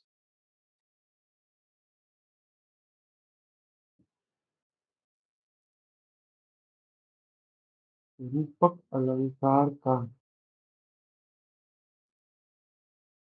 प्रयोग किया गया है, तथा अंतिम है, इस कविता में सरल हिंदी भाषा का प्रयोग किया गया है। लीजिए जी, अब आपका होमवर्क शुरू होने वाला है, इसको समाप्त कीजिए जल्दी जल्दी। भागिएगा मत, मेरी विनती है आपसे, होमवर्क करके जाइए, चेक मत करवाइए, कोई समस्या नहीं है उसमें, तो मुझे खुशी होती है कि मैं बच गया आपसे। पर लिखने का जो आपका अनुभव है वो बहुत महत्वपूर्ण है। ठीक है। लिखने की जो आपकी शैली होगी, लिखने की जो आपकी एक कला होगी, वो तभी आएगी जब स्वयं लिखोगे। मेरे साथ लिखना तो बहुत आसान लगेगा, तो इसीलिए मैं 2 हफ्ते 10 दिन देता हूँ आपको यहाँ पे, कि आप कम से कम 10 प्रश्न तो अपने हाथ से लिखो। तो क्लास छोड़ के जाया मत करो, 10 मिनट ज्यादा लग जाएंगे, मैंने भी आपके साथ ही जाना है। और मेरी आदत है, जब तक अंतिम में कोई चला ना जाए तब तक मैं यहीं बैठा रहता हूँ। आपने देखा होगा कई छात्रों में कि सबसे अंत में मैं जाता हूँ, मेरी आदत है ये। ठीक है। मेरा वहम है वो, कि यदि मैं किसी से पहले जाऊं तो शायद मेरे बच्चों का नुकसान हो जाएगा। तो करके जाया कीजिए, खुशी होती है मुझे ये करवा के आपसे, कि आप मेहनत कर रहे हो। आइए जी, फिर करते हैं आपका होमवर्क। कौन सा शब्द है सर कि एक बादलों सेकंड गरजे। लास्ट वाला दिखा दो। मैं अभी दिखाता हूँ, यहाँ पर आना चाहता था, लिखिए जी। सर एक वो लास्ट क्वेश्चन में मौन व्यथा मानवीकरण हो सकता है? नहीं नहीं, मौन व्यथा मानवीकरण नहीं है जी। Okay sir. हाँ जी, हाँ जी, हाँ जी।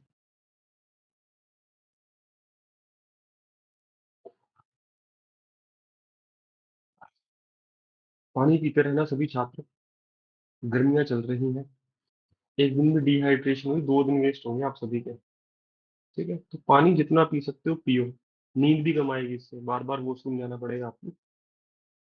जो रात को जागते हैं उनको तो खास तौर पर पानी पीना ही चाहिए। ठीक है। कि कल मुझे एक छात्र ने पूछा, सर आप रात को 2 बजे सो के सुबह कैसे उठ जाते हो? तो मैं क्या, सस्सी, सस्सी मेरी आइडियल है, जो रेगिस्तान में चलती जा रही है, ना पानी है ना खाना है, बस। तो उस समय उसको प्यास सबसे ज्यादा सता रही होगी, तो सस्सी को याद करके मैं पानी पीता हूँ बार बार। ठीक है।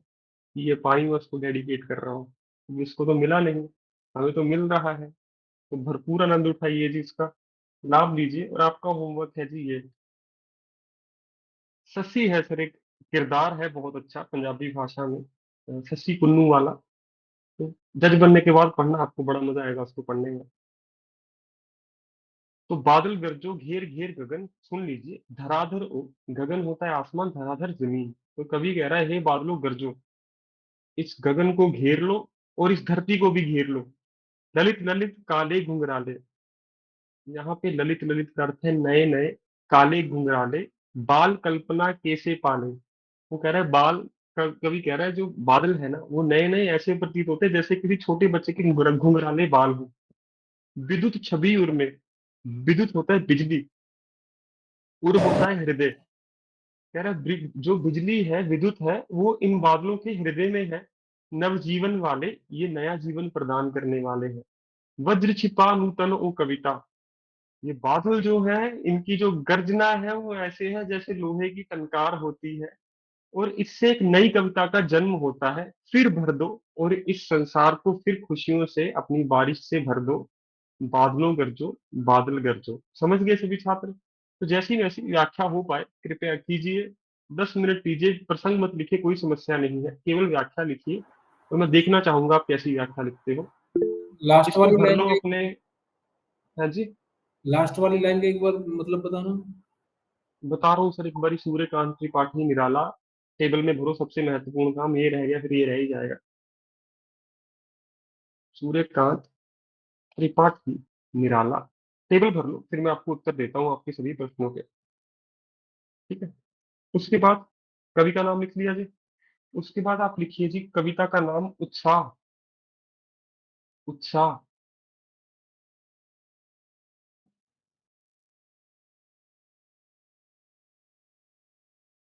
ठीक है। उसके बाद आह्वान आओ जी कैसे लिखते हैं सर? आह्वान। मैंने कई बार लिखा है सर, आज भी लिख देते हैं। सर एक बार हाँ कवि के का पाँव नाम। में व है सर। ठीक है जी। कवि का नाम यही लिख देता हूँ, वरना वापस जाना पड़ेगा जब तक बाकी छात्र लिख लो। सूर्यकांत त्रिपाठी निराला, इनका निकनेम है निराला, पूरा नाम तो सूर्यकांत त्रिपाठी है। ठीक है जी। एक बार ये भर के बताओ, फिर सर को हमने बताना है कि पहली पंक्तियों में क्या है। जब तक आप व्याख्या लिखनी शुरू कर दीजिएगा।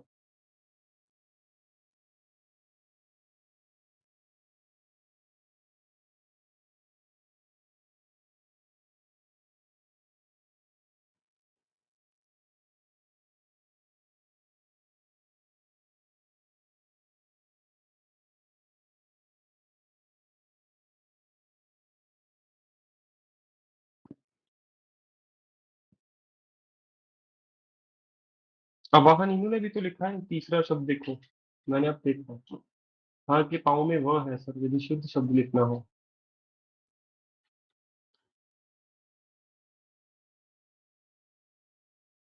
लिख लिया जी? नहीं, कोई बात नहीं।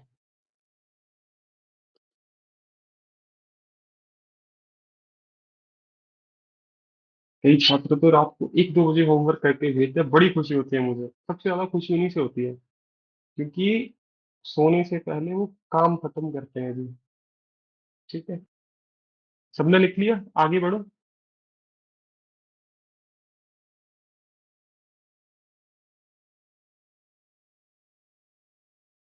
एक छात्र कह रहा है बार बार सर लाइंस दिखा दो, शो द लाइंस। 1 मिनट दीजिए जी। मैं आपकी जिज्ञासा समझ पा रहा हूँ, मुझे इससे भी ज्यादा जिज्ञासा है।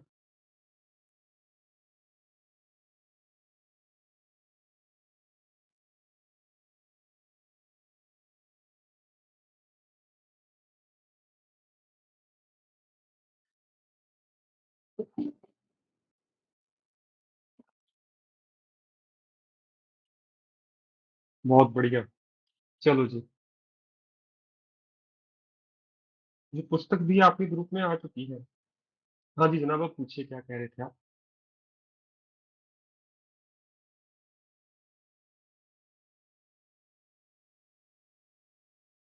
वज्र छिपा नूतनो कविता, यही लास्ट लाइन कही थी ना सर आपने? जी सर। वज्र वैसे सर इंद्रदेव का हथियार है, आपको पता है ना? जी। दधीचि ऋषि की रीढ़ की हड्डी। परंतु वज्र का अर्थ लोहे के समान होता है, वज्र के समान शरीर, लोहे जैसा शरीर। वज्र छिपा नूतनो कविता, इन बादलों में वज्र की शक्ति है सर। और इनमें ऐसी आवाज है, जैसे लोहा जब टकराता है ना लोहे से, जैसे आवाज उत्पन्न होती है, बादलों में से भी उसको ऐसी आवाज सुनाई दे रही है, जैसे बादल लोहे के जैसे एक दूसरे से टकराते हैं, फिर गर्जना उत्पन्न होती है। परंतु कवि कहता है बादल की गर्जना से मेरी कविता, नई कविता का जन्म हो रहा है। नूतन होता है नई, लेटेस्ट। ठीक है जी। तो इन बादलों में वज्र की शक्ति विद्यमान है, विद्यमान है। जो छात्र बाद में लिखेंगे मुझे कोई समस्या नहीं है, जो लिख सकते हैं वो कृपया लिख लीजिए, बाकी छात्र स्क्रीनशॉट ले सकते हैं इसका। सर धराधर ओ का क्या मतलब है? धराधर मतलब इस पृथ्वी को भी घेर लो। गगन है आसमान, धरा इस धरती को कहते हैं सर हम। और सर विद्युत और छवि का क्या मतलब, छवि? विद्युत छवि मतलब बिजली जो निकलती है सर। छवि तो उसका, वो छवि आप उसको कहते हो, तस्वीर को, या किसी की मिरर इमेज को, उसकी छवि देख सकता हूँ मैं। तो विद्युत छवि मतलब जो बिजली नहीं गरजती सर, बिजली दिखती है आपको तो वो विद्युत छवि है सर। बिजली का इसमें आप रूप भी देख सकते हैं। ठीक।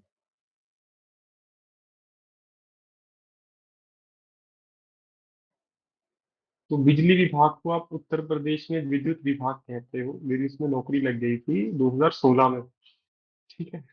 बड़ा खुश हुआ मैं, बहुत।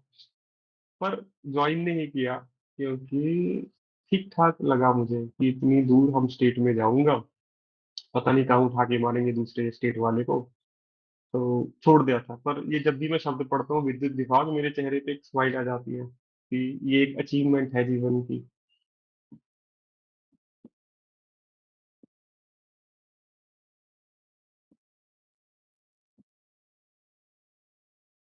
सर एक क्वेश्चन पूछना था। जी पूछिए। सर ये आप 10th में से करवा रहे हो ना अभी?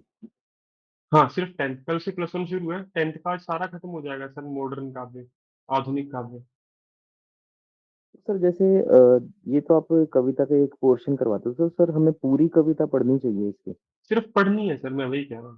कुछ नहीं समझ आया वो आप मुझसे पूछ सकते हो, वरना मैं आपसे कल, नहीं आज शाम को वेबसाइट भी शेयर करता हूँ, उसमें सारे सोल्यूशन दे रखे हैं सर। पर वो सोल्यूशन इतने अच्छे नहीं है, पर आपकी सहायता कर देंगे वो, कि सारे वर्ड्स कवर होंगे उसमें। पर वो छोटी व्याख्या होगी, हमारा काम तो बड़ी व्याख्या लिखना है, तो उससे आप आराम से बना पाओगे इस वेबसाइट से सर। ठीक है जी।